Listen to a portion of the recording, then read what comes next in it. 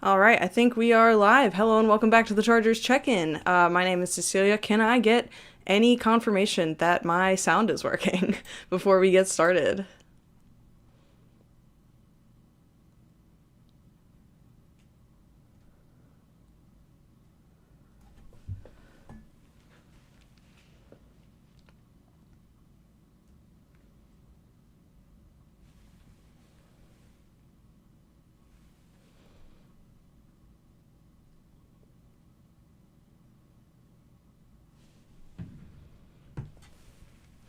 All right, let me just fix this video and then we're gonna get started, guys. Hold on.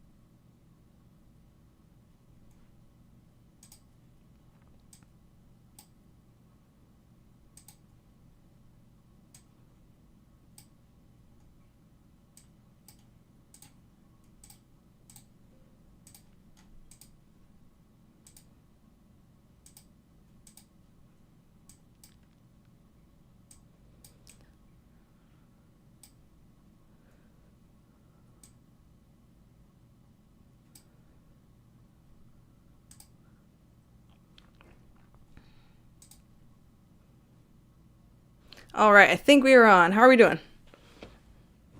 Are we able to see me now?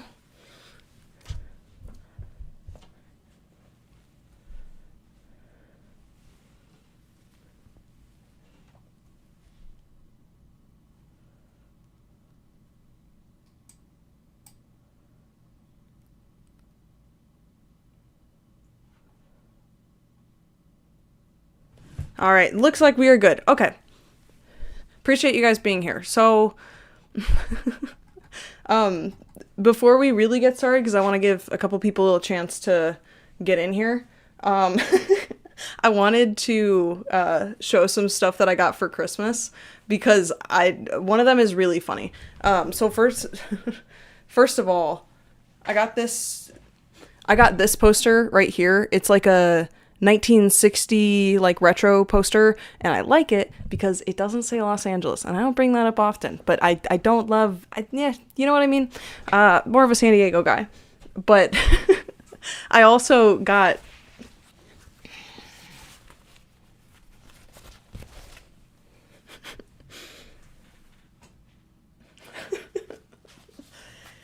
is it like insulting that I like this? I don't I don't know. My dad had the exact same one on his front yard in his front lawn. I thought it was funny. He used it like a flag. I also got like a pennant and stuff like that. And oh, you can kind of see it. I got this scarf right here, and I got it when I was like a little kid. So it's like an old San Diego Supercharger kind of style, which is really cool. It has the old font with the line through it and everything. Anyways, okay, we're gonna get into it. Please let me know if anything's weird with the sound or anything like that, because I am, not always able to monitor both things at once. Let's see. So let me know your guys' thoughts. Obviously, the Chargers did not did not come here to win in this game. But even so, they, obviously the defense performed really impressively. They clearly showed up to do everything that they could to win. The offense is a different story, as always. But I want to start by recapping the injuries and genuinely let me know if I'm missing any, because even the backups cannot catch a break in terms of the Chargers injuries. So from what I have, it is Dante Jackson is he was playing presumably because they have to put someone out there. I got the impression that they were only playing him in red zone situations, presumably just because like you have to put some people out. It's only a 53-man roster, but he went out with an ankle issue, and he like started to get up and then went back down. It looked pretty bad. I did not see him go back in, although he came back to the sideline and was dressed, so that's something. Keandre Lambert-Smith went down with a hamstring issue. He couldn't get off the field under his own power. Obviously, that's concerning because he was the returner, and he's been the returner for a while, so we saw Jarrett Patterson get some reps because of that. Bud Dupree went out with a hamstring issue as well.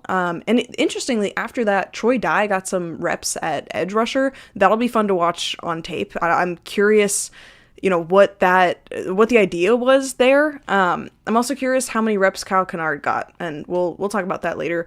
Kendall Williamson, safety, he left with an ankle injury, and that is all the ones that I have written down. I am curious if any of you have anything else, because it seems like Chargers players were going down on every play. I'm not sure if that's an accurate assessment, if ultimately these injuries weren't really that bad, but it didn't look good. And obviously the Broncos had some players go down. I think their center went down at one point. So as far as I could tell, the center they were playing at one point was Sam Mustipher, the former Chargers practice squad center. So that was interesting. And their left tackle also went out at one point.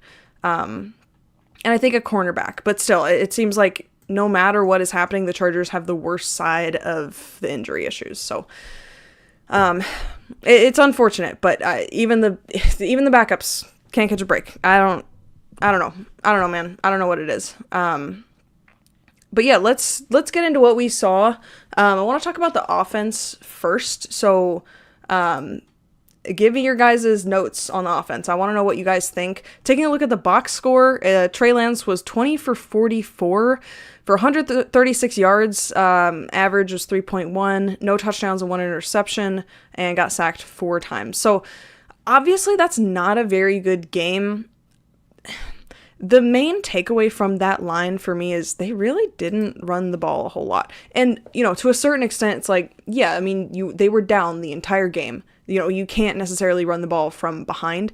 But for the first half, they were within a touchdown. For most of the game, in terms of time of the quarters, they were only down a touchdown. And so I'm a little curious why they didn't run more. And not that I think, it's not like I think they would have won if they ran the ball, just that, for the sake of Trey Lance's health, you'd want to run the ball more.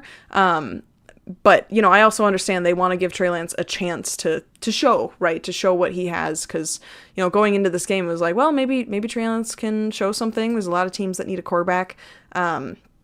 I'm not sure that's, that was something that he really showed, which we will get into. I don't know. It's not great. They should have done more design runs for Lance, as Romo said. Yeah, they did some, right? They did some. I don't know. I think on one hand you want to protect his health, but on the other hand he looked so much more confident running than he did in the pocket. In a lot of ways, he and Bo Nix had a pretty similar game. Obviously, Trey Lance really missed on those deep balls, but we'll get into that for a second. Jared Patterson, he got 8 carries for 29 yards.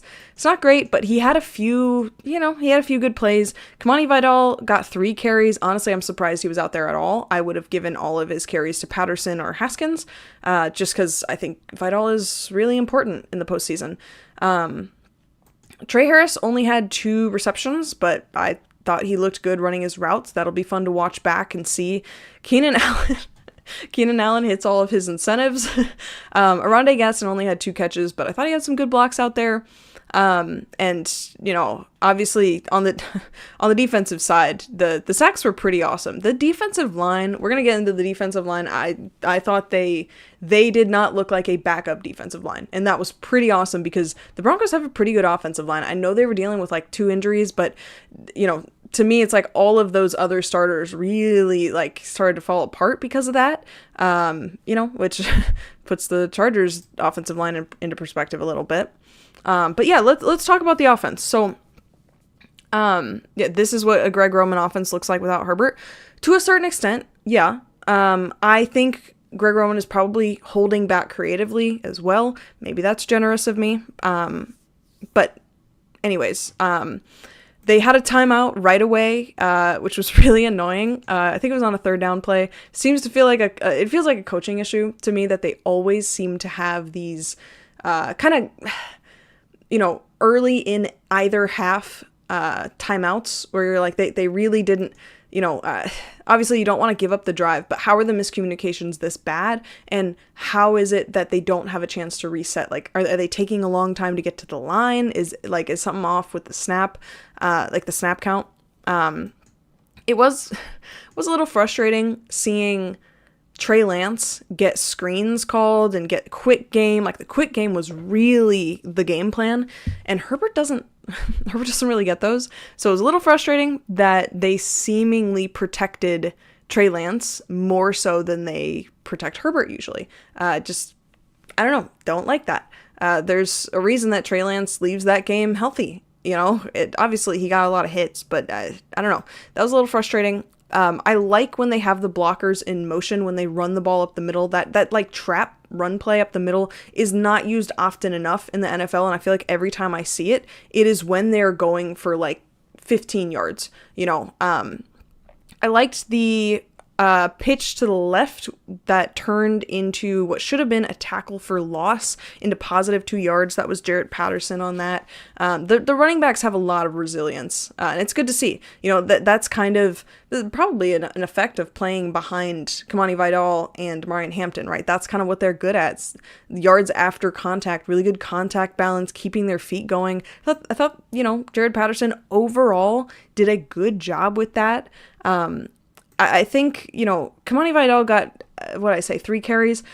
I don't think I would have put him out there at all. I think he's too important, to be honest. But, it is what it is. He didn't get hurt, as far as I can tell. But who knows?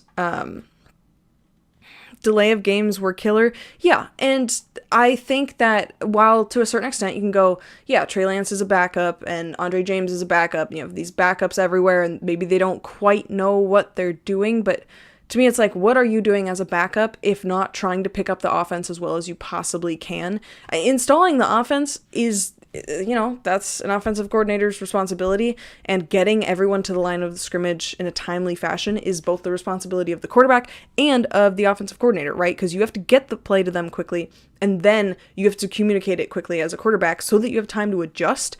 And there are times where I look at the Chargers going to the offensive line, I'm like, you guys, I'm not saying you got to sprint to your spot, but sometimes they move slow enough that I'm like, guys, these delay of games happen often enough that I want to see us get to the spot quickly so that Trey Lance has a second to look around and fix any problem that he could see. I mean, same with Justin Herbert. And it feels like Herbert rarely has time to really do that. I think it increases, the whole Justin Herbert doesn't really command the line of scrimmage. He doesn't do a lot of trying to get guys off sides. And it's like, yeah, he doesn't have any time to do that stuff. And because of that, I don't think he's progressing in that way. That's, one of the things I want to see him improve on this offseason, which I'll make an offseason video about what he can do better at some point. But that's just one of those coaching things where I'm like, it's frustrating. If it were an isolated thing, I'd just say, yeah, it's backups, right? We can just chalk it up to Trey Lance doesn't work with these guys often, and he's not used to being in that position. He's used to being in the headset, to hearing it, but because it's a pattern, it's a little frustrating, right, that we're seeing that. My most positive takeaway is that the Broncos do not seem Super Bowl ready, suffering against the Chargers and Chiefs backups. 100% you are right. 100%. First of all, appreciate you, Ninjalo. You are a member. You've been a member almost a month. Really appreciate that.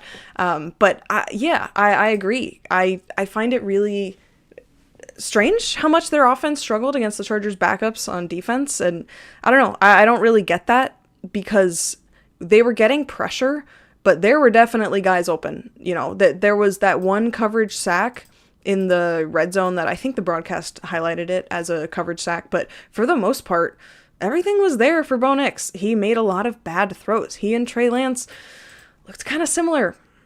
They look kind of similar. I don't know. If you contain Bo Nix, he'll make the big mistakes. Yes, that it's like the Chargers almost would have been better off not getting those, not flushing him out of the pocket, not getting pressure from their edges, and instead, focus on taking away the run lanes. And I do think they had some opportunities to do that without changing their game plan. Instead of flying at the quarterback as fast as you possibly can, instead, go in with all your balance, go in a little bit more measured. And force him to like properly have to juke you out instead of just stepping, one step in one direction, that's a little frustrating. Like they go after the quarterback like gunners go after kick returners. And it means that, how often do gunners make that tackle when they're going at full speed? Usually you got to slow down a little bit so that someone can't juke you out. And I don't know, that's an interesting thing to look at. If that's a realistic prospect, I trust that Mike Elstead will be able to work on that this week. He's an excellent coach. It is what it is. I don't know. I don't know, I find it weird how Broncos fans swear that Bo Nix is the second coming of Drew Brees. I think he's below average. Well, again, he's the low floor, high ceiling guy, right? And I understand why Sean Payton believes in him, but you could tell in the second half they were much more concerned about Bo Nix blowing the lead than they were about anything else. They weren't scared of the Chargers offense, fair enough, but they were doing everything they can instead of trying to put the game away and then sit their starters, which if I were the Broncos, my only thought going into this game was we need to score as much as we possibly can in the first half so that we can take our guys out and then be safe, right? You have a bye, obviously, and that's a great thing, but imagine if your guys didn't have to play a whole second half, and they did have players go down in the second half. But yeah, I don't know how much they trust Bo Nix to protect the ball specifically. I think they trust him for everything else, but protecting the ball is, like I think Tony Romo said, that's the only way that the Chargers could have come back there, is if they didn't protect the ball. So, it is what it is. But I want to talk about Trey Lance a little bit, but first, before I forget, that toe tap, toe drag catch at the end by Trey Harris was pretty awesome. That was, that was impressive. And that was also like, obviously he didn't go down and keep the ball in, but that was just one of those things that was like, oh yeah, I see it. I see it with Trey Harris. He's going to be fantastic next year. Maybe the wide receiver room will be a little less crowded. Maybe it won't. I don't know. I don't know what they'll do with Keenan Allen. I talked about the Keenan Allen situation a bit in my members only video last week. So, members know my thoughts on that, but I don't know. I'm excited for what Trey Harris has. So, okay. That being said, let's talk about Trey Lance. So he severely underthrew 2 deep passes back to back. I think he had maybe 5 deep passes that he underthrew. That was kind of his theme in this game, unfortunately. Just not, I don't know. It's a little disappointing because it feels at times like Trey Lance is just, whatever, I'm throwing the ball up there, like you see college quarterbacks do, instead of aiming for where you believe your receiver's going to be. There were times where he looked completely out of sync with his receivers. His receivers weren't even within 5 yards of where the ball ended up. And that's discouraging because some of those receivers weren't the backups, right? And I don't know, he doesn't get to work with the non-backups every day. But I don't know. It wasn't just a matter of, well, the receiver cut in and I thought that he would go deep. And it was more, the receiver is just going deep and nothing else is, like, nothing, there's no question. You just have to hit him in stride, and Trey Lance didn't do that. He has the arm strength, right? He clearly has the arm strength, but, just couldn't get it done. That pick 6 play, bounces off KLS's hands for the interception. It is what it is. You can definitely say that Trey Lance got the Justin Herbert experience today with all the sacks, all the hits, having to run the ball to get things done, and of course bouncing off of a receiver's hands for an interception that wasn't really the quarterback's fault. The other thing of note, the power surge play really does not work without Justin Herbert. And, when the tush push first came out, everyone talked about, yeah, this is what you get when you have a quarterback with such strong legs. Jalen Hurts has such strong legs. And you look at Herbert and you're like, he's big, he's heavy, he's hard to move. He can provide real push.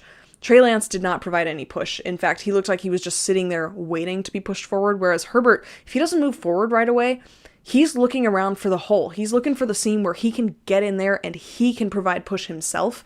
If not, bounce to the outside and make something happen there. It was just a little disappointing to see how uncomfortable Trey Lance looked in that, because to me, that would have been a serious point of emphasis, because if Justin Herbert hurts his hand again, you might need Trey Lance to do that with the starters in the postseason. You know, obviously after the surgery, you hope that that doesn't happen, but I don't know. Justin Herbert he's injured his fingers before in a similar play at one point before Harbaugh was there, but it's just one of those things that you really want a backup quarterback to be able to do something that's such a staple of the offense, and he wasn't able to get it done.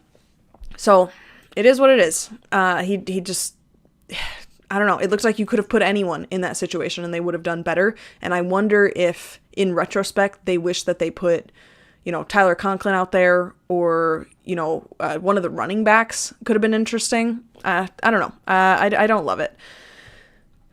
Do you think Lance will want to stay? I remember him saying that he likes it here because it feels like they want him to grow. If he gets an opportunity to really compete for a starting position, like if he gets a chance to go to, say the Colts want him as a bridge quarterback, and obviously I think the Colts are going to trade Anthony Richardson. They should. But the Colts, they know Daniel Jones is coming back in the middle of next season.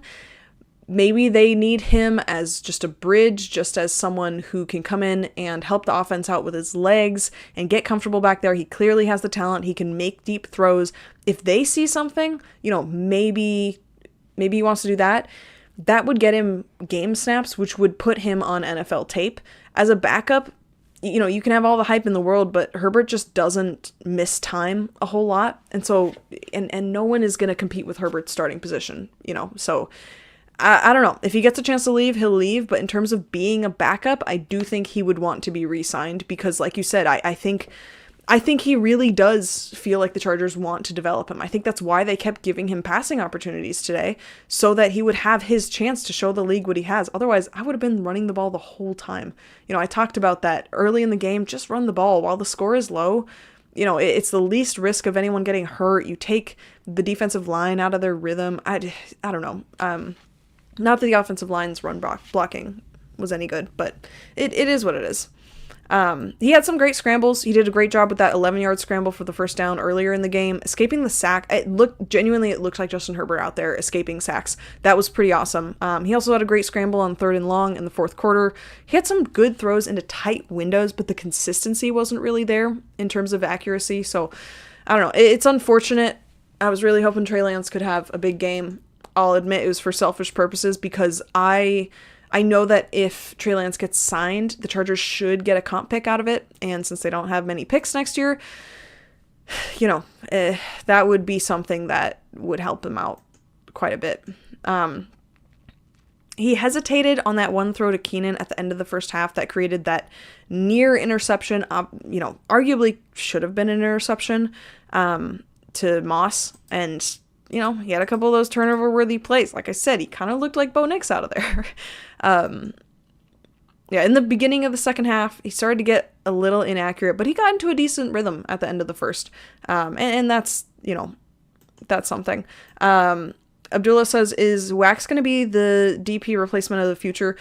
Well, they're going to want Denzel Perryman back. I believe his contract ends this year. They're going to want him back, but ultimately, I think they probably need to draft his replacement. I think linebacker is a need regardless. I'm curious if anything will come from the Junior Colson signing. I don't know. I don't have a clue where we are with that. We'll get to how Max played, but he played awesome. He had a great game.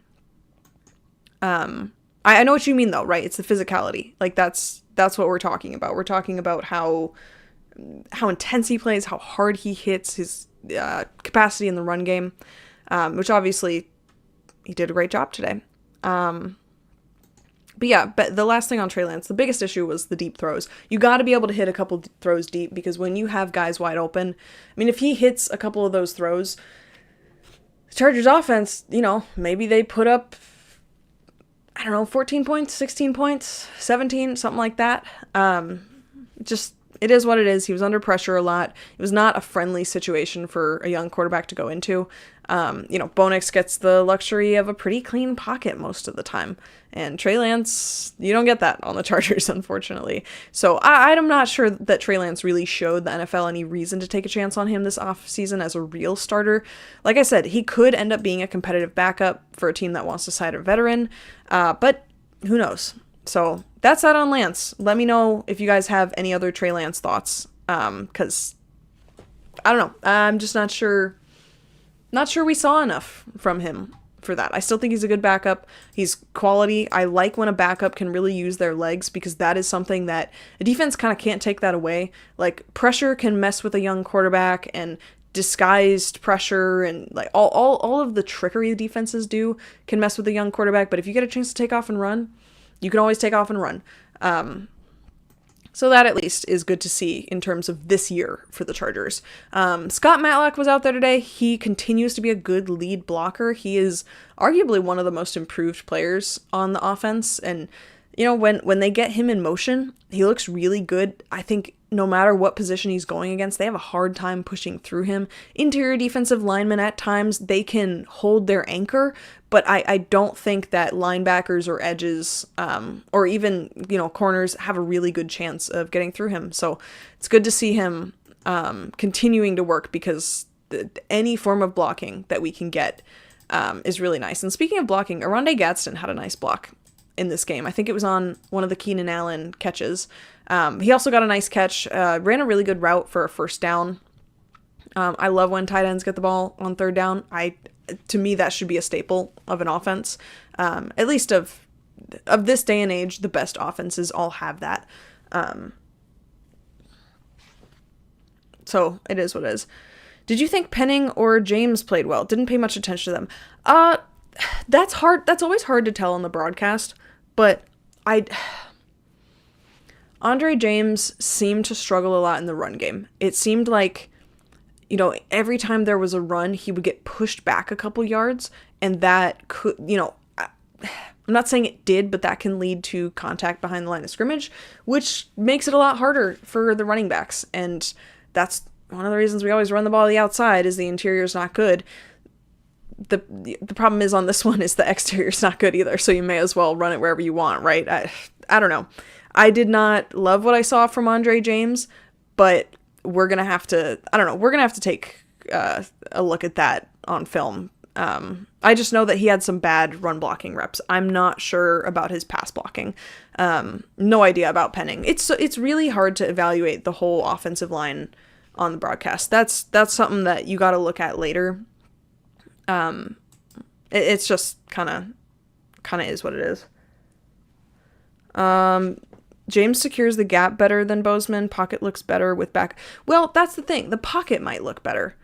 I don't know. I did see one pass blocking rep where he, in a Bozeman-like fashion, was so concerned with helping the guy to his left block that he entirely missed that there was a stunt happening to his right, that he could have, you know, either thrown a hand out there or abandoned what he was doing on the left and hit the guy on the right.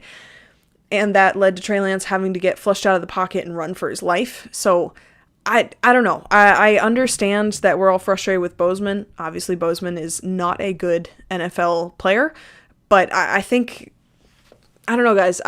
Bozeman is one of the most durable players on the Chargers, right? Like he's there every day guy. He's not good every day, but you know, he's there every day. So I don't think Andre James put out the kind of performance that you go, whoa, he's so much better. I don't know. We'll have to look and see, you know, but I wasn't super impressed with what I saw out there. Speaking of bad blocking, Jared Patterson instantly lost leverage on a pass protection rep that led to 2nd and 22 in the second quarter.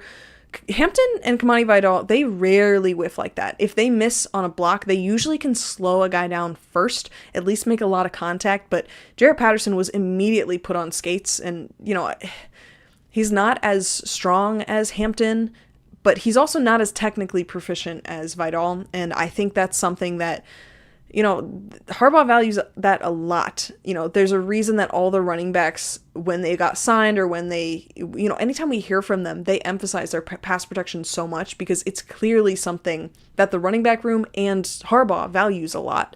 And I think we can't take that for granted, because a lot of the time the running back is covering for Bozeman, right? For Bozeman or Becton missing their guy, and the running back sees it from a mile away and is able to get in front of them and slow them down more successfully than our tackles and guards do sometimes. So is what it is. Running backs can't be good at everything. But yeah, not the best pass protection performance from Jared Patterson. So I know Keenan only played because of the financial bonuses, right? Like when you think of veterans who should rest, he was the first one I thought of, because every Wednesday on the injury report, they're always like, okay, Keenan's getting a veteran rest day, right? Like a non-injured rest day. So I'm glad he got his bonuses. I'm just going to say, if he got hurt in this game, I would have been so annoyed. That would have been the dumbest possible way for a player to get hurt, right? Just because they need to hit their bonuses. But hey, good for him. I don't blame him, right? He's at the end of his career.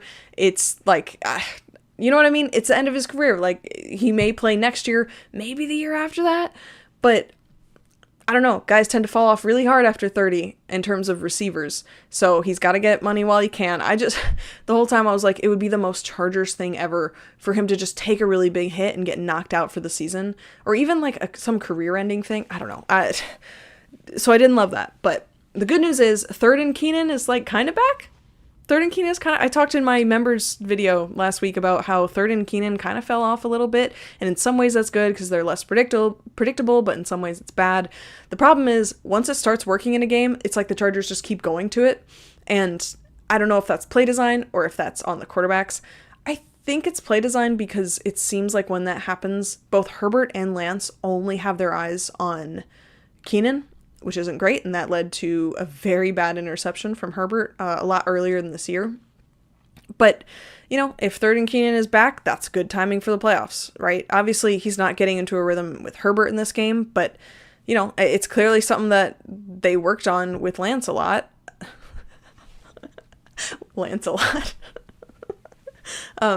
Anyways. But yeah, it's good to see Keenan was out there, didn't get hurt, and it, is what it is. Hugo Boss 760 says he's still playing at a solid level. I think he has plenty left in the tank. Yeah, I mean, he's a good route runner, right? He doesn't depend too much on athleticism. That is when receivers really fall off, because if you depend on athleticism, at some point that just goes away, and that's all. If that's all you have, that's all you have. But Keenan depends on being smart, reading zone defenses, hitting his routes really precisely in a way that allows him to be predictable to the quarterback, and catching the hard to catch balls. I'm not talking about like jump balls or anything. I just mean in traffic, and when he's up against someone's body, when there's a defender's hand in the basket, he's still usually able to bring that ball in, which is why he's so good on third down when they're playing really tight coverage. So I agree with you. It would be really cool if he were able to come back next year, but I don't know. We will see. Someone asked if Dante Jackson is okay. He went out with an ankle injury. I don't think he went back in the game, but he did go back, and it seemed like if someone else went down, he could go back. So that's a good thing, but I don't know. Dante Jackson was one of those ones where I was like, why is he playing? Don't put him in there. But the fact of the matter is, on defense, you have to rotate people. People are exhausted. You absolutely have to rotate people. And the Chargers, as much as they did not care about winning this game, in fact, you could argue that they didn't want to lose this game, what they're not going to do is let anyone take a play off. And if you're willing to put people in who are exhausted, you're essentially making them take a playoff. So I understand that they have to rotate these guys in, but Dante Jackson's one of those guys who he's been injured lately, and he's like a top 10 corner in the league, in my opinion. I don't know. I think he's really important to the defense. So I hope he ends up being okay. I don't know. That would be a big loss, in my opinion, especially because the Chargers are going to be playing the Patriots, and the Patriots passing game is that's the thing. Their passing game. That is the thing you have to stop. So it'll be strength on strength, and I'll preview that game later in the week. But, and I'll talk a little bit about it at the end of this live stream as well. Just trying to catch up on the chat here real quick. Okay, so okay, Hassan Haskins, I believe, only got one carry in there. Let me see. Yeah, one carry for 3 yards, but it was a really good fourth down conversion. He got outside, he stayed on his feet. Good contact balance from everyone in the running back room. And I'm glad that Haskins is back, because in those short yardage situations, I hope it doesn't happen, but if Hampton were to go down, or if he's still banged up next week, I think Haskins is really important for running between the tackles. I don't think you should put Vidal in that situation. And Patterson, I don't know how they feel about Patterson versus Haskins. So I'm glad Haskins is back, is healthy, is able to play. In terms of the offensive line, Bobby Hart with another false start. It led to a 10-second runoff, which is not what you want to see. Andre James had some really bad run blocking reps, like I said. I'm not sure why the Broncos weren't just bringing the house at these tackles. I would have done that as soon as they had a 10-point lead. I would have done that all day, right? Because as soon as the Chargers kind of conceded and were like, okay, we have to pass the ball, I would have just thrown the house at Trey Lance and said, okay, yeah, we dare you to hit a deep pass on this. Go ahead. Especially after he missed those 2 deep passes. It kind of blew my mind that the Broncos waited so long to go after him, but is what it is. I'm glad that Trey Lance survived. Austin Deculus was left one-on-one against Nick Benito, and I think that is a fantastic argument against Greg Roman's continued employment. I think that's crazy. Austin Deculus is a decent run blocker, but he is not much of a pass protector, and when you know that you're just dropping back and passing because that's what you have to do, and they know that that's what you have to do, I don't know how you do that. Have your check down have your check down chip on Trey Lance's blind side. I don't. You can't have everyone do it. You can't do it every play. But that was really bad. It wasn't, oh, the running back missed his rep. Oh, the guy just got beat. It was like, yeah, Nick Benito one-on-one with Austin Deculus. What are we doing? And he also got a false start. And for some reason, that was the moment they decided not to use a silent count. I've complained about them using a silent count in the past because against the Texans, it was like, okay, you're home and there aren't many Texans fans here. Like, okay, you can do your normal count, and they did a silent count. But for some reason, this time, on the road, 3rd down, divisional game, for the Broncos, the 1 seed are on the line. You don't think that crowd's going to be loud? Why are we using a regular... This is when you use a silent count. This is when you... I don't know. That was frustrating because there's no argument for why Greg Roman should be doing that, right? There's no like, oh, we don't want to show our hand. We don't want them to know what we're like. Use the silent count and then change it. It's incredibly simple. We all know what it looks like. It's that stupid little head nod and then Becton going like this with his hand. And unless the clock is winding down ahead of the 2-minute warning, they're gonna snap it after that. I don't know. I don't think this was the moment to go away from that. But that said, on the offense, I'm curious what you guys think on the offense, because obviously, the Broncos are one of the best defenses in the league. It's all the backups. They had every disadvantage, like we talked about going into this game. But it was, still a little disappointing how little they were able to get done. Only 3 points in the entire game with a kicker who can kick from far away. So I don't know. That was disappointing. I will say I'm glad that Cam Dicker got a chance to get a field goal in this week so that he could kind of get right before the playoffs. That's something that I think is pretty important. All right. On to the defense, yeah? Harbaugh said he was good enough to go back in but held him out. That's good. That's good to hear. I hope that's true because, like I said, we need him. Hugo Boss says, we focus so much on the opposing defense, we never focus on the opposing offense, which might come back to bite us in the butt versus New England. Well, yeah, but I don't know. You want Herbert healthy, right? Like, I don't know. As much as the Patriots offense is very, very good, Drake May is very, very good. Mike Vrabel is excellent. The Chargers defense they're the side of the ball that rises to the occasion. And so if you were going to bet on either side of the ball, I think the defense is what you bet on. I don't think you bet on the offensive line, and that's what you'd have to do against Jacksonville. That's what you'd have to do against the Texans, to a certain extent against the Steelers, and you know what I mean? Like, I just think matchup-wise, the Chargers have the most available to them against the Patriots. But we'll get into that a little more in a little bit. What I'm not saying, to be clear, is that the Patriots are an easy out. I don't think there are any easy outs in the AFC. I really don't. Delshon Phillips looked good on special teams, but also on defense as a linebacker. I really like that because he's been doing so much on special teams kick coverage and kick return coverage. And so I like seeing special teams guys get rewarded with more snaps on defense. He made a few tackles, played physical. He always seems like he's playing so hard. A lot of these guys, these backups on defense do, which is a credit to Jesse Minter. So I appreciate that. I don't love how loose they often play on third down, how far back they play.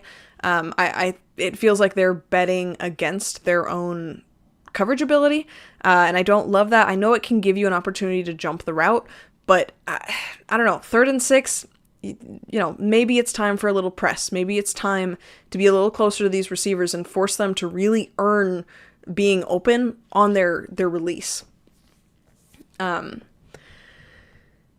Several times there were no faster players in range to stop Bo Nix as a rusher. Like sometimes they'd lose contain and it's like, yeah, sure, you shouldn't lose contain, but the guy trying to prevent you from losing contain is, I don't know, 100 pounds heavier than Bo Nix. Of course Bo Nix would be able to get around him anyways, so I'm not saying a spy would have been the solution. I mean, I would have liked it because I prefer when Bo Nix throws the ball as opposed to runs the ball. Is what it is. Backups gave up a lot of yards. It took them too many yards to tackle no matter who they were tackling. When RJ Harvey is out there, it's not that he's so much stronger than them. It's just that he kind of dives forward and he's able to get another couple yards because for whatever reason, the backups just couldn't get them down right away. And I think they gave up a lot of first downs because of that and got into a lot of 3rd and shorts. Tarheeb still had a nice play. He had a good tackle, had some good coverage out there as well. I want to talk about Marlowe Wax. He had an incredible game. He had that goal line tackle where he came in flying at RJ Harvey. He's another one. It's good to see him outside of special teams. I believe he's undrafted. He looks like he's seeing the field really well. He looks really comfortable out there. He's playing fast the way that Jesse Minter's guys do when they know what they're doing, when they're comfortable with what their assignment is, and it feels like he stepped right into that role, which is pretty awesome. Because like I talked about, wow, the Chargers have a need for defensive players this offseason, and the more we can get internally, the better. Because we have some pretty sizable capital going into next year, and that's going to be room to make a couple splash signings or, a lot of like high level signings. And I don't think that they can do that without feeling good about their linebacker position because it just hasn't been fantastic this year. But at least in terms of the depth, that is all there. Let's see. We talked a bit about Bo Nix. He looks so much better with his legs than his arms against Jesse Minter. He looks so uncomfortable. He gets inaccurate when the play breaks down, which is weird because he has the athleticism. Like I don't doubt his athletic ability to throw the ball across his body or turn his body last second and make a throw. It's just like he kind of panics a little bit and he throws the ball on the ground or he drastically overthrows it. Or sometimes it's not even clear where he's throwing it. But they did a good job getting pressure on him. He's just a lot scarier with his legs. That's kind of a problem because pretty much every playoff team has a rushing quarterback, right? At least in the AFC, even if it's not a proper rushing quarterback, even CJ Stroud can scramble a bit, right? Like even the lower tier scramblers these days can still scramble pretty well. Wax is a beast. Yeah, you're right. James D. Dunk. James D. Dung. All right. Patriots offense is very good, but their defense isn't great, especially at D-line. Yeah, it's not great. It's still, they still got to their record how they did, right? There are no easy outs in the playoffs, is what it is.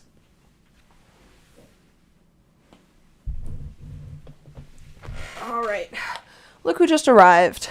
He's got his new Chargers collar on. I don't know if you can see it, but here he is.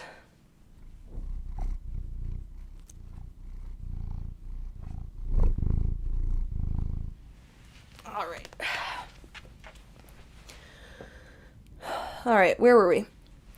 Yeah,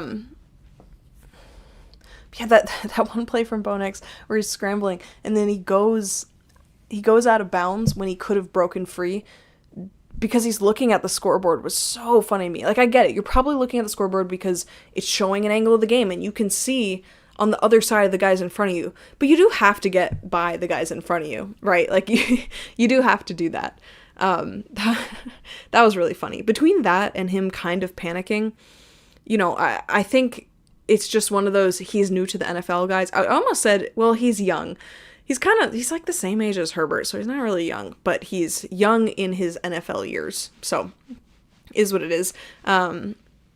But back to the defense, I think Troy Dye made some good plays. He had a great tackle for loss. He looks at his best when he gets to move downhill. He's struggled a bit in coverage this year. He's obviously stepped up his role a bit from when he was just a special teams guy, but it's still good to get that physical play from him. I think the biggest difference on the defense between the backups and the starters is their ability to shed blocks, and some of that comes from size or speed, but a lot of it, it's technical. It's your ability to disengage. And Tony Romo talked a bit about taking lanes and leverage, and like, you go outside, I go inside. But if they could shed blocks, that wouldn't have been a problem. So is what it is, right? They're backups, and they're backups for a reason. They are inevitably going to step back a little bit. All right. How do you feel about this? We signed Linderbaum, draft IOL, and draft edge. I assume by that you mean drafting IOL in the first round and then edge in the second. I don't know. I'm looking at the edge rushers right now, and this is an awesome edge class. This edge class it's probably the best position to be in need of going into this draft, just because there is high level talent at every type of edge. Like, if you're like, I just want a true run stopper, I want someone who sets the edge, who's big, who cannot be pushed out of the way, no setting a new line of scrimmage against this guy. Those guys are there. They're 100% there. That makes me think of Keldrick Falk right now. If you want the athletic freaks, who can have all the punches and swipes and rips and get after the quarterback with speed and are big enough that they can't escape them, that's there. That makes me think of David Bailey. If you want just like some true speed guys, like truly they're just going to get to the outside with elite bend, that's also there. There are many of those guys. So it's a good year to need edge. I don't know how great of a year it is for guard. There are great options at the top, but not so great after that. I don't think a lot of people talking about Vega Ioane. I don't think Vega Ioane is there in the second round. I don't think Emmanuel Pregnon is there in the second round. I think in the second round you could go, I don't know if Connor Lew gets to where the Chargers pick in the second round, but it's something you maybe could trade back from the first round for. I think, maybe Logan Jones in the third round or Jake Slaughter if you trade back a little bit from that second round spot.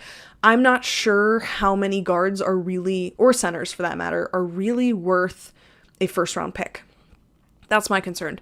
There are several edge rushers worth a first round pick, and because of that, I could easily see, a fourth of the total picks in the first round being edge rushers, because there is such a volume of talent, and so many defenses are realizing that they need to get bigger and they need to be able to keep up with stopping the run at the level that that teams are running now, and the very big offensive linemen that teams are prioritizing.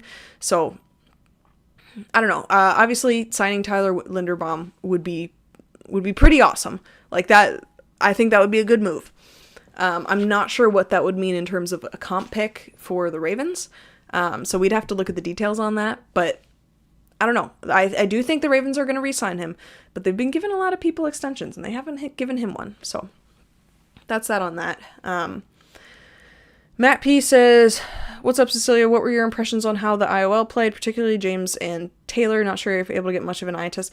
Yeah, it's hard to tell in the broadcast, and it always is. I didn't love how Andre James played. I think if there's any argument for this guy should replace Bozeman, the argument should probably be in the run game, because you have Amarian Hampton. You know what I mean? You spent a first round draft pick on the guy you want to run up the middle and the guy you want to put outside, and we've kind of taken running up the middle away from him. You know, they still try to force it. They still try to make it happen, and when they do that trap block play that I can't wait to look at the details of, it works well, but that's kind of the only thing that they have there, you know, other than Scott Matlock in motion, do your best, right? So yeah, and Taylor, I did not get the impression that he did well in pass protection. I was not able to get a good sense in the run game, but it is what it is, right? There's a reason that these guys aren't playing all the time. When it comes to Andre James, I'm not sure exactly what the reason is. Ninjalo says, it's hard to justify a center in round 1 because of the expensive 5th-year option. I don't think you almost ever do a 5th-year option with an interior offensive lineman, because the problem with that is the offensive line is priced as like one unit. So if you're a guard, you're going to be priced for your 5th-year option the same as a tackle. Correct me if I'm wrong. That's my impression of how it works. And there's pretty much no one worth doing that for. Obviously, the Chargers didn't do that with Zion, but even if Zion was playing last year how he did this year, they still probably shouldn't do that because he's a guard and he's going to be paid like a guard, which is a lot less.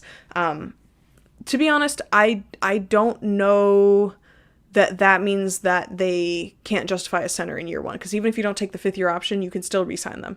You can extend them at any point, you know, and just because you don't do a 5th-year option doesn't mean they're going to get a better offer somewhere else, and it doesn't mean that, you know, hey,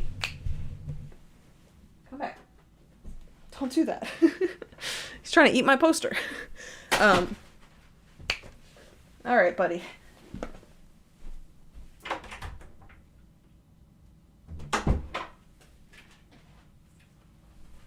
All right. Sorry about that.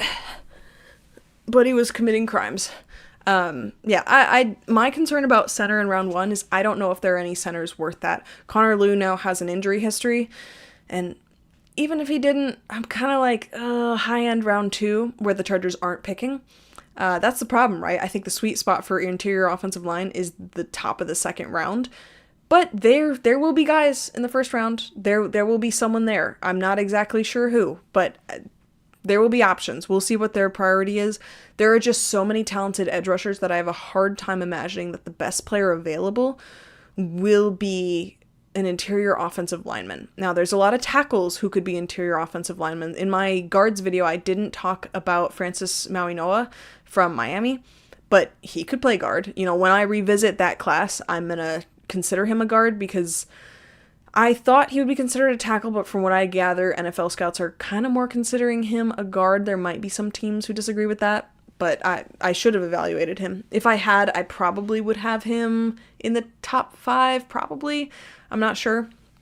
That's something I'll definitely be revisiting before the draft.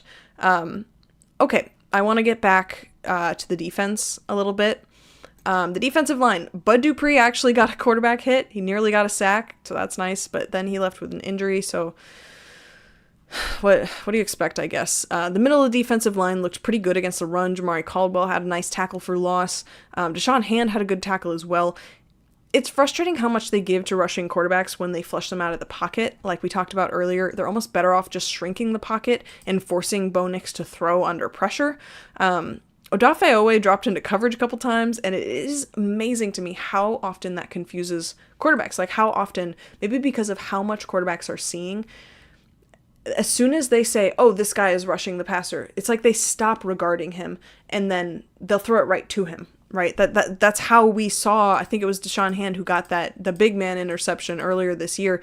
It's amazing how much that tricks quarterbacks, because the Chargers put it on tape almost every week. Almost every week they're like, all right, Thule, drop into coverage. Owe, drop into coverage. You know, Mack a couple times, drop into coverage. Even drop all the way to the flats. Like, it's amazing to me that that's not something opposing quarterbacks are more aware of.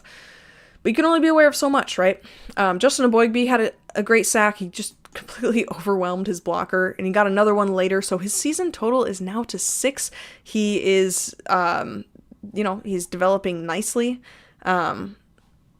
So that's good to see. I'm not sure he's developing enough that I'm like, yeah, he's the guy. They don't need anyone else there. But it's good to see that rotational power, rising in him. I am not sure if Kyle Kennard got much in the way of snaps. I'm curious if any of you saw that, because I really didn't see, his name obviously wasn't called. I didn't see him in there. And I know he didn't record any sacks or anything. I know he didn't record any tackles. I'm curious if he got any snaps at all, because at the time, I kind of liked the pick. I mean, I wasn't super familiar with the edge class there, but I thought an edge in that spot was a good idea. So that'll be interesting to see when the snap totals come out in a little bit, because he was one of those ones that I had hope for, because I was like, if we can take edge off of our needs, that could be pretty big going into the draft. I always end up talking about the draft. I love the draft. I love it. Real quick, before we get into the big picture and playoff stuff, special teams. Darius Davis not fair catching that one punt and making it so the ball rolled like an extra 8 yards was so dumb. There's no point to that unless it's going to be a touchback. So that's just another little lapse in judgment that we're seeing from Darius Davis, who seems to have regressed a lot from his rookie year. I think kick returner is kind of sneakily a need for the Chargers. But J.K. Scott looked good. He was back to form, consistently giving the Broncos bad starting position by, giving a lot of hang time and forcing fair catches. And it's a good thing, too, because they, had the Broncos had that one really good return, and, it was the one where the guy actually got to run it back, right? If you don't want good returns, enough hang time can prevent it, but you can't do it every time. It's not possible to do that every time. So without those random shanks that he gets seemingly only in important moments, like he did last game, without those, to me, he's probably a top 3 punter in the league. With those, to me, he's average. It's unfortunate. We're going to go over, in the off season, we'll go over grades and how every position did, but I'm not going to lie, I'm a little disappointed in J.K. Scott, because I think of him as one of the best one of the best punters. It's just a little disappointing. But bad return coverage on that return just makes me appreciate his hang time a little more, especially because the Broncos punter, pretty good at placing punts, not good at hang time. And that, you're giving the opposing offense a free 5 to 10 yards every time you let them return. So big picture, overall, the defense they looked better without their starters than the offense did. I can't believe how long it took Bo Nix to get things going in the passing game. And I mean, arguably, he never really got things going. I think he had only a couple passes beyond like 8 yards. So it seemed like almost every pass was just screen to the outside. And like I talked about in my preview, a lot of screens to the outside do not indicate a high trust for your quarterback if he's had any kind of interception problem. And he definitely has had an interception problem. Not that I think that's not a Justin Herbert comparison thing. Just, when he misses big, and I don't know, is what it is. But that kind of surprised me a little bit. Holding a team to only 19 points with just backups, holding the number 1 team in the AFC to 19 points, that's really good, especially considering how many times you had to punt. Like, the Broncos just had possession after possession and weren't able to get things going. And that's a credit to the defense, and that's a credit to J.K. Scott, starting them at, the 10-yard line every time. I think without the offense giving the ball away, the Broncos probably only score 13. The Broncos scored their points after, that strip sack of Trey Lance, and they're able to get the ball, and they score points. They score points on these turnovers. They're not scoring them on normal drives, which is a big credit to the defense. In terms of the offense, the play calling was extremely uncreative, unambitious, but I'll be generous and I'll say it's because they want to make sure they don't show their hand. It's possible that the Chargers play the Broncos in the playoffs. If they beat the Patriots, I believe they do play the Broncos. So they didn't call... they didn't call very interesting plays in the run game. So I kind of get it. I will lay off on Greg Roman just this once. Just once. I'm watching. You're on thin ice. It was funny because the defense played well enough that Broncos fans were booing in the fourth quarter. I was like, man, being the number 1 team in the AFC has really gone to your guys' head really fast. You were booing because you got a tackle for loss. I mean, come on, guys. You'll be fine. Yeah, the offense looked really bad, and the quarterback looked kind of bad, and the running back did what he could, but, it's not fantastic. But, you're number 1 in the AFC in the most wide-open Super Bowl possibilities of probably, I don't want to say of my lifetime because I don't really remember much football before like 2008, but when is the last time the AFC has been so open? So it was pretty gratifying to see how quickly Broncos fans like kind of turned on their guys. That was, I don't know, that was interesting to me. Hugo Boss, hey, I'm still subscribed. Hey, I appreciate you.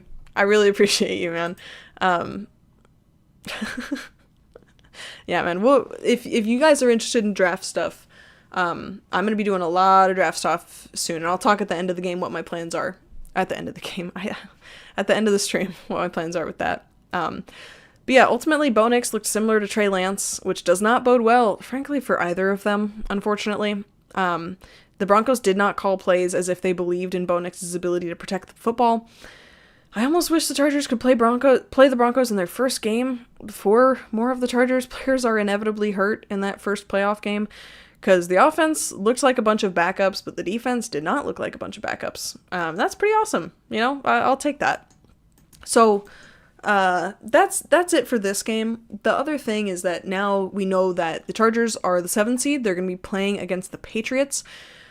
The Chargers are probably the best defense that the Patriots have played. They're certainly going to be the best passing defense. I don't think there's a question about that.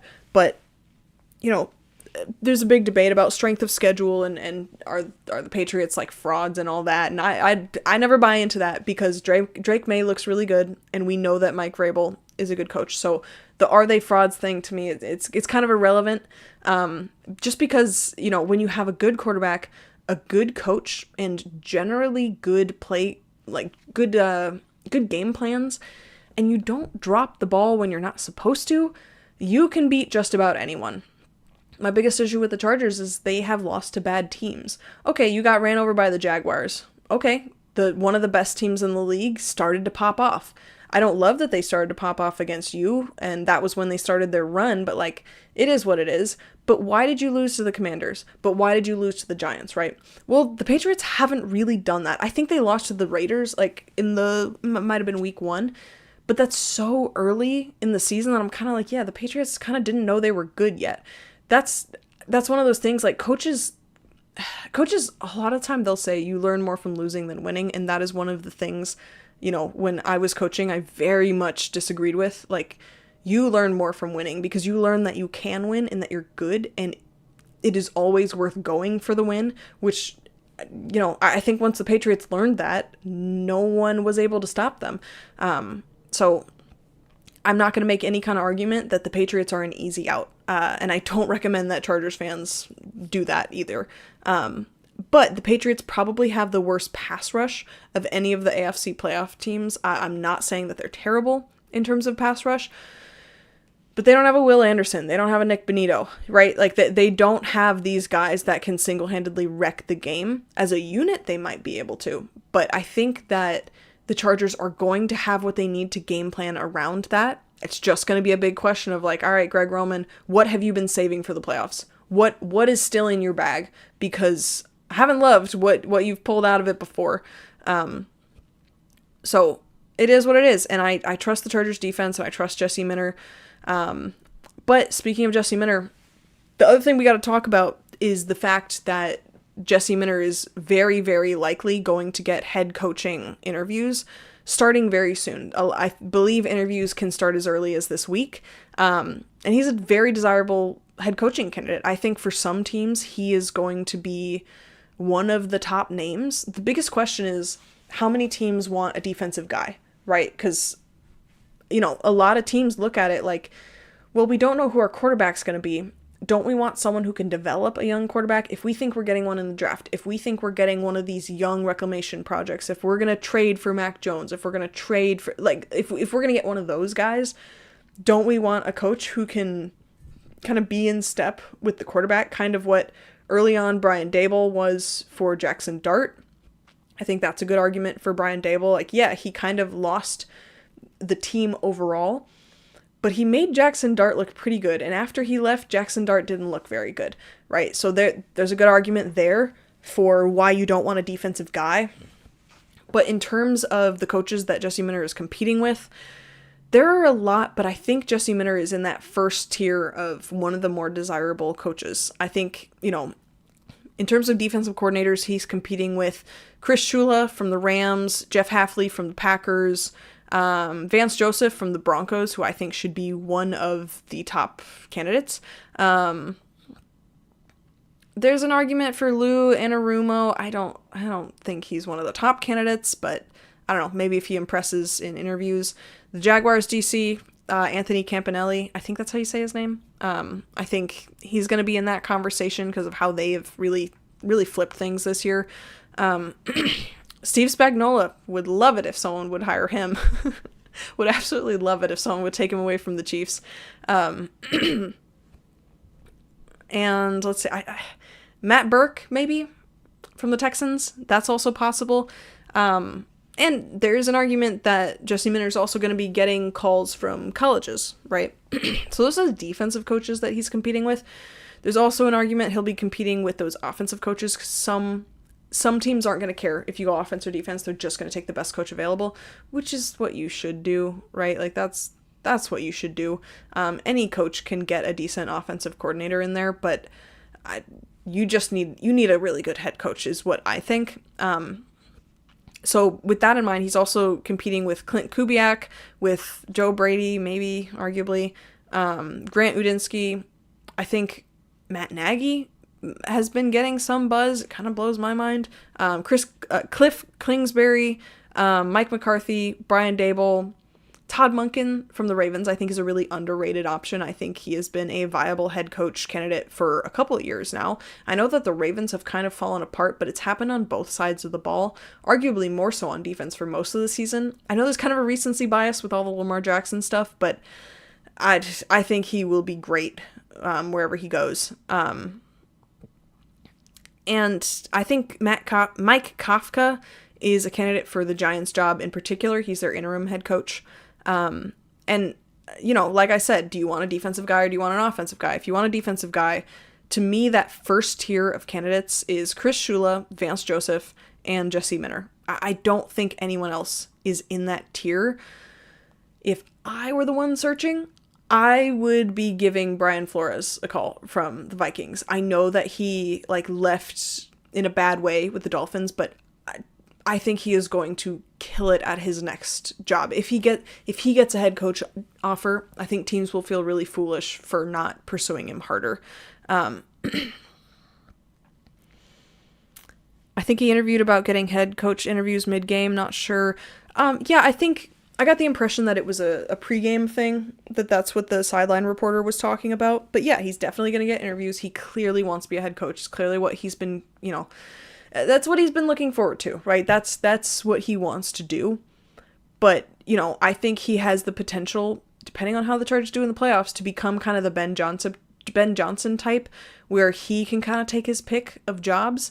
If I had to guess, I would say that the Raiders make an offer and potentially the Titans. I think for the Raiders, they feel like maybe Tom Brady can do enough in the quarterback realm to help them pick a quarterback and to help develop a quarterback, that they don't need the head coach to be the one, depending on how they feel about how involved Tom Brady can really be. That would obviously very much bother me if he went to the Raiders. But I think with the Titans is just, that's one of those ones where I'm like, I think they're willing to give a defensive coach a chance, and they have a quarterback in place, and they know that he's talented. There's no argument that Cam Ward isn't a good quarterback. He showed the flashes, he had all the traits, he just had absolutely nothing around him, right? So I don't know. I'm not sure what would happen with that, but that's kind of the state of the Chargers right now. We got to enjoy Jesse Minter while we can, and we're going to be playing against the Patriots soon. I will preview that later in this week.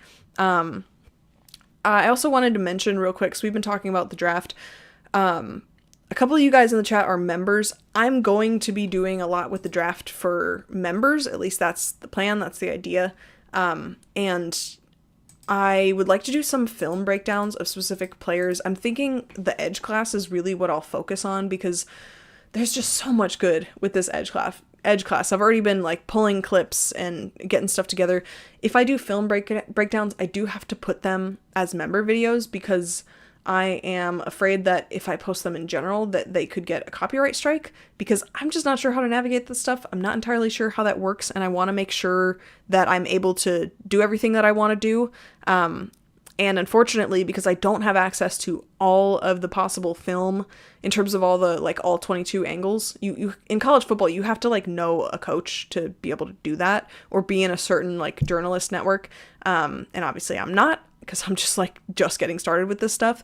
I want to make sure that I kind of put it behind that, because that seems safer to me.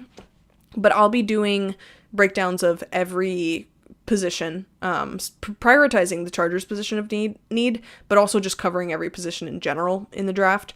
But if you're particularly interested in the draft, I definitely would invite you to become a member. There's different tiers, and I believe it's the $3 tier that you need to be to get the bonus videos. I'm not sure if it's the $3 or $5, but it's all in the video. I'm going to be putting game notes up there for all members. And I do my best to put the higher tier members' names at the end of my video. So, that is what it is. But I'm really looking forward to looking at this edge class. I think that they're really talented. I think there could be, like, close to blue chip kind of players as late as the 20s, which is obviously where the Chargers are picking. So that's really exciting to me. But yeah, so that's what I got for you guys today. I know you guys were hoping for a Chargers win, some of you, to a certain extent, right? Ultimately, I'm probably glad that we're playing the Patriots. I know we might regret saying that, but we tried the Texans last year. And the offensive line, believe it or not, is in a worse place than it was last year when we played them. So I would rather not have to go through them. I would really rather not have to go through them. So Patriots it is. It'll be the Jesse Minter strength of pass defense versus the, potential MVP. Certainly one of the best AFC quarterbacks this year in Drake May. So that's what we're looking at. Any more thoughts we want to get at before we head out for the night?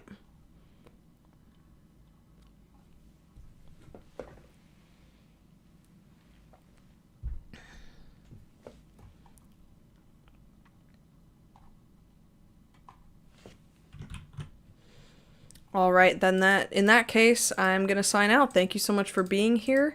This has been the Chargers Check-In. I will see you guys soon. I'm going to preview that Patriots game.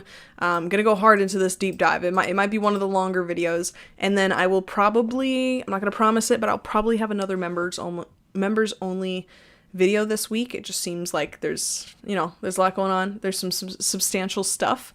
But I really appreciate you guys being here, and I am very excited also for this upcoming off season and all the content I have planned for that. So, as always, looking for your feedback on the streams, looking for your feedback on the videos, especially from members, and I will see you guys next time.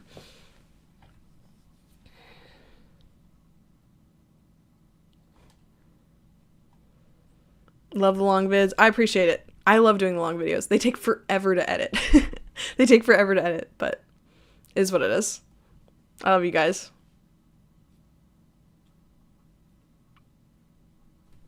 I have to wait 20 seconds before I end it.